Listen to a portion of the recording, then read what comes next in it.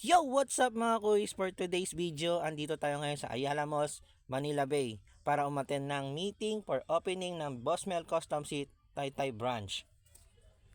At tamang sapatos lang muna tayo rito sa parking lot kasi nakakrocs lang ako pagpunta rito at medyo masama ang panahon kaya mas minabuti ko na lang mag-save ng sapatos.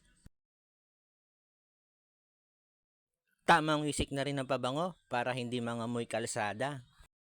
At ito na nga, papasok na tayo ng mall para hanapin natin yung mga kasama natin sa meeting at pati si Boss Mel.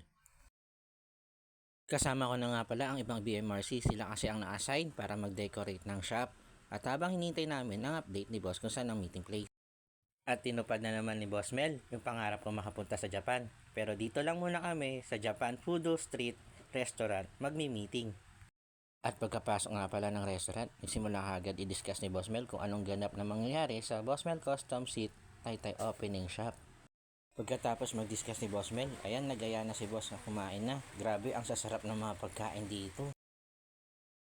Tapos na kumain, tapos na rin ng meeting, kaya nagkanya-kanyang paalam na ang bawat isa. So kita-kits na lang tayo sa grand opening ng Boss Mel Custom Seats Taytay Branch. Peace out!